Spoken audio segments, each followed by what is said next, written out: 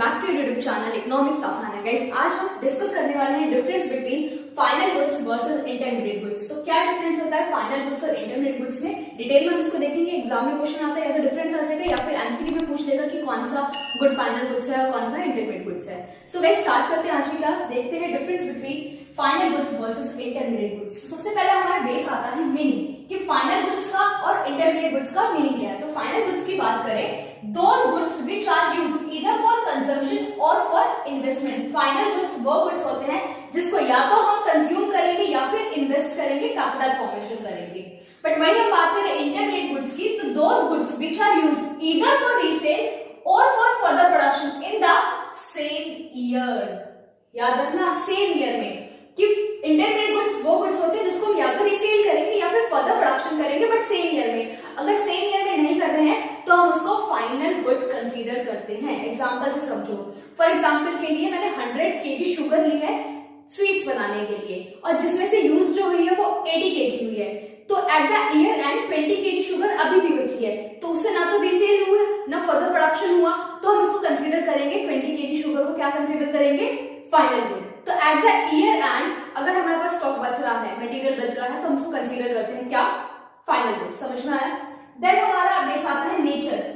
Final goods included in both national and domestic income. Final good की value को हम national and domestic income दोनों में include करते हैं। बट जो इंटरमीडिएट गुड की वैल्यू है, neither include in national income nor in domestic income. ना तो हम नेशनल इनकम में इंक्लूड करेंगे ना डोमेस्टिक इनकम में। ऐसा क्यों? To avoid the problem of double counting, क्योंकि अभी इंटरमीडिएट गुड्स क्या है, within the production boundary है, इसमें अभी वैल्यू एडिशन होना बाकी है। तो अवॉइड करने के लिए डबल काउंटिंग की प्रॉब्लम को, तो हम नेशनल इनकम या डोमेस्टिक इनकम में सिर्फ फाइनल गुड्स की वैल्यू को इंक्लूड करते हैं या फिर वैल्यू एडिशन करते हैं, जो कि वैल्यू एडेड मेथड हम सीख चुके हैं, जिसमें हम वैल्यू एडिशन इंक्लूड करते थे। ठीक है, एग्जांपल से समझो।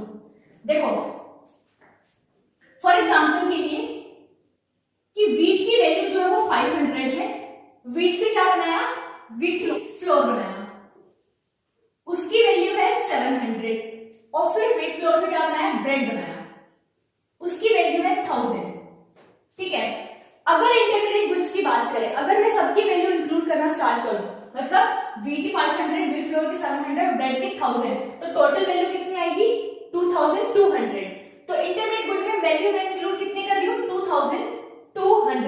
बट ये जो 500 वैल्यू है ये इसमें इंक्लूडेड है, ये जो 700 वैल्यू है ये इसमें इंक्लूडेड है। तो 500 और 700 तो डबल बार काउंट हो गया। तो डबल काउंटिंग की जो प्रॉब्लम आ रही है, इसको अवॉइड करने के लिए हम फाइनल गुड्स की वैल्यू को ही इंक्लूड करते हैं नेशनल एंड डोमेस्टिक इनकम में। मतलब ये 1000 रुपीज जो है हम इंक्लूड करेंगे, फाइनल गुड्स की वैल्यू इंक्लूड करेंगे नेशनल डोमेस्टिक इनकम में। हम वीट और वीट फ्लोर की वैल्यू इंक्लूड नहीं करेंगे, क्योंकि ये तो क्या है, वैल्यू एडिशन हुआ है। देखो, या तो हम वैल्यू एडिशन से इंक्लूड कर रहे कि 500 यहां से 500 वैल्यू, यहां से कितना डिफरेंस आया 200, यहां से कितना डिफरेंस आया 300, टोटल कितना आया 1000। तो या तो मैं वैल्यू एडिशन जितना करते जा रहे हैं हर स्टेज पे वो इंक्लूड कर लूं, या फिर मैं फाइनल गुड्स की वैल्यू इंक्लूड कर लूं। To avoid the double counting की प्रॉब्लम हम क्या करते हैं, इंटरमीडिएट गुड्स की वैल्यू को नेशनल डोमेस्टिक इनकम में इंक्लूड नहीं करते हैं। ठीक है, समझ में आया होगा?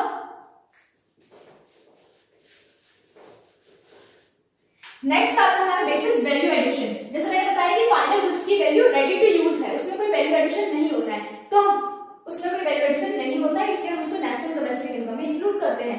बट वही बात करें इंटरमीडिएट गुड की, तो with in the production boundary अब उसमें वैल्यू एडिशन होना है, तो उसमें वैल्यू एडिशन होता है, इसी वजह से नेशनल डोमेस्टिक इनकम में इंक्लूड नहीं करते हैं। समझ में आया? देन आता है प्रोडक्शन बाउंड्री। फाइनल गुड्स क्या होते हैं, क्रॉस कर चुके हैं प्रोडक्शन बाउंड्री, अब वो रेडी टू यूज है कि उसको कंजम्पशन या फिर इन्वेस्टमेंट किया जा सकता है।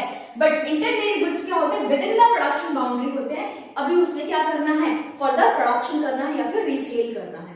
ठीक है, एग्जांपल क्या है, फाइनल गुड्स का एग्जांपल हो गया जैसे कि milk purchase by household for consumption. Household milk खरीदेगा तो कंज्यूम करने के लिए खरीदेगा, तो ये हमारा क्या कहलाएगा, फाइनल गुड कहलाएगा। फॉर एग्जांपल के लिए फर्म ने मशीनरी खरीदी है तो वो इन्वेस्टमेंट करी है, तो वो भी फाइनल गुड कहलाएगा। तो हम कैसे पता लगाएंगे कि कौन सा गुड फाइनल है कौन सा इंटरमीडिएट गुड है, वो हम देखेंगे उसका एंड यूज क्या है। अगर उसका एंड यूज कंजम्पशन या इन्वेस्टमेंट है तो फाइनल गुड कहलाएगा, और अगर रीसेल या फर्दर प्रोडक्शन है तो इंटरमीडिएट गुड्स कहलाएगा।